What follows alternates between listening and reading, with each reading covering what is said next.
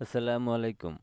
আজকের এই ভিডিও থেকে আমরা শিখব কিভাবে আমরা এই 3D সার্কেলের ডিজাইনগুলি তৈরি করতে পারি। তো চলুন আমরা আজকের কাজটি শুরু করে দিচ্ছি। আমরা সম্পূর্ণ কাজটিকে সিলেক্ট করে প্রথমে ডিলিট করে দিব। প্রথমে আমরা এখান থেকে রাইট বাটন ক্লিক করে আমরা লাইন সেগমেন্ট টুলে যাব এবং এখানে হচ্ছে আমরা ব্ল্যাক কালারটা সিলেক্ট করে আমি হচ্ছে শিফটটাকে ধরে মাউস লেফট বাটনটা ক্লিক করে ঠিক এইরকম একটা শেপ নিব। তো এই শেপটা নেওয়ার পর এরপর আমরা এখানে যে স্ট্রোক লেখাটা আছে এটার উপর একটা ক্লিক করব। ক্লিক করার পর এখান থেকে আমরা এই ড্যাশ লাইনে ক্লিক করব। ড্যাশ লাইনে ক্লিক করার পর আমাদের এখান থেকে আমাদের এই যে প্রথমটা আছে এটাকে আমরা সিলেক্ট করব। তারপর আমরা এখান থেকে এটাকে 0 পিটি করব এবং এখানে আমরা কিছুটা বাড়িয়ে দিব। তো আমি এখান থেকে কিছুটা বাড়িয়ে দিচ্ছি। আমি এখান থেকে ধরেন 15 বা 16 করে এখন এখান থেকে আমি স্ট্রোকটাকে একটু বাড়িয়ে দিব। তো এখান থেকে যখন আমি স্ট্রোকটাকে বাড়িয়ে দিব এখানে দেখেন চিকন চিকন কিছু লাইন আছে। তো এই চিকন লাইনটাকে আমরা কিভাবে গোল সার্কেল তৈরি করতে পারি।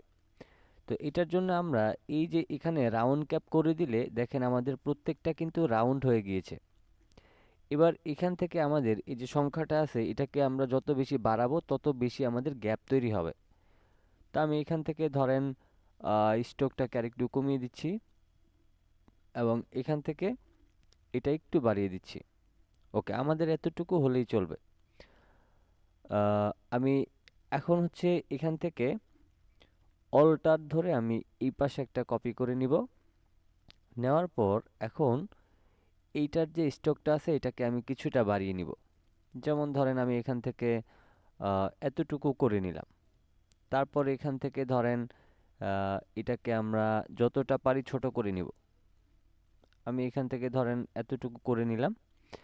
এবার এইখানে আমাদের যে শেপটা রয়েছে এটাকে অল্টার ধরে এইদিকে একটা কপি করে আমরা অবজেক্ট থেকে এটাকে এক্সপান্ড করে নিব। তো এটাকে এক্সপান্ড করে নেওয়ার পর এখন আমরা এখানে একটু জুম করব। জুম করার পর আমি এটাকে একদম এটার কাছাকাছি নিয়ে হালকা কিছুটা ফাঁক রাখবো। আমি ধরেন এখান থেকে কিছুটা গ্যাপ করে দিচ্ছি। এবার অল্টার এবং শিফটটাকে ধরে আমি ঠিক সমপরিমাণ গ্যাপ রেখে এটাকে এইখানে রেখে কিবোর্ড থেকে কন্ট্রোল ডি চেপে একাধিক শেপ নিয়ে নিব আমি। তা আমি এখান থেকে আমার প্রয়োজন অনুযায়ী নিয়ে নিলাম। এবার এখান থেকে এই শেপটা এবং শিফটটাকে ধরে এই শেপটাকে সিলেক্ট করে আমরা অবজেক্টে যাব। অবজেক্ট থেকে আমরা ব্লেন্ড অপশনে ক্লিক করব। তারপর এখান থেকে সরাসরি মেকে ক্লিক করব। তারপর আমরা আবারও অবজেক্টে যাব। অবজেক্ট থেকে ব্লেন্ড থেকে আমরা এখন ব্লেন্ড অপশনে ক্লিক করব। এবার আমরা এখান থেকে প্রিভিউতে ক্লিক করব এবং এখান থেকে আমরা স্পেসিফাইড স্টেপ এখানে ক্লিক করব এবং এখান থেকে আমরা এই সংখ্যাটাকে কিছুটা কমিয়ে বাড়িয়ে নিব। তা আমি এখান থেকে কমিয়ে নিচ্ছি সংখ্যাটাকে। আমি ঠিক এতটুকু করে নিলে আমাদের মোটামুটি হবে। আমরা এতটুকুই করে নিয়ে ওকে করে দিলাম। এবার সম্পূর্ণ শেপটাকে সিলেক্ট করে আমি কিবোর্ড থেকে কন্ট্রোল জি প্রেস করে গ্রুপ করে নিব। গ্রুপ করার পর এখন আমরা এখান থেকে সিম্বলে যাব এবং এই শেপগুলিকে টেনে আমরা এটাকে এইখানে নিয়ে এসে জাস্ট ওকে করে দিব। তাইলে এখানে আমাদের সিম্বলটা অ্যাড হয়ে যাবে। এবার আমরা এটাকে চাইলে এখান থেকে ডিলিট করে দিতে পারি। এখন এখান থেকে আমরা রাইট বাটন ক্লিক করে আমরা যাব ইলিপস টুলে। তারপর অল্টার এবং শিফটটাকে ধরে একটা সার্কেল নিব এবং এটাকে আমরা ফিল কালার করে দিব। তারপর আমরা ডিরেক্ট সিলেকশন টুলের মাধ্যমে এই অংশটাকে আমরা কেটে ডিলিট করে দিব। এবার হচ্ছে আমাদের এই অর্ধেকটা অংশকে আমরা একটা 3D টাইপের শেপ তৈরি করতে হবে। তো এটার জন্য আমরা ইফেক্টে যাব 3Dতে। তারপর হচ্ছে আমরা রিভলভ ক্লিক করব। রিভলভে ক্লিক করার পর এখন আমরা এখান থেকে প্রিভিউতে ক্লিক করব এবং এখান থেকে এখন এই ম্যাপ আর্টে ক্লিক করব এবং এখান থেকে ইনভিজিবল এটাতে আমরা একটা ক্লিক করে দিব। তারপর হচ্ছে আমরা এখান থেকে যে নান লেখা আছে সিম্বল, এই অ্যারো কিতে ক্লিক করে আমাদের যে সিম্বলটা আছে এখানে ক্লিক করে আমাদের সিম্বলটা এখানে অ্যাড করে নিব। তারপর আমি এটাকে এখানটায় বসিয়ে নিব। আমার প্রয়োজন অনুযায়ী আমি এটাকে আরেকটু বড় করে নিব।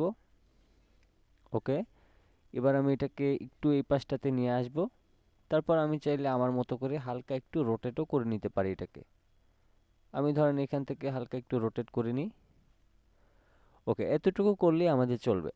এবার আমরা এখান থেকে ওকে করব, তারপর এখান থেকে ওকে করে দিব। তো এখন দেখেন আমাদের শেপ কিন্তু হয়েছে, বাট এখানে কিছু শেপ ডাবল আছে। তো এই ডাবলটাকে ঠিক করার জন্য আমরা প্রথমে রাইট বাটন ক্লিক করে আমরা এটাকে হচ্ছে আগে এক্সপ্যান্ড করতে হবে। প্রথমে আমি এখানে সিলেক্ট করে অবজেক্ট থেকে এক্সপ্যান্ড অ্যাপারেন্স করলাম, তারপর রাইট বাটন ক্লিক করে আনগ্রুপ, তারপর আবারও রাইট বাটন ক্লিক করে আনগ্রুপ।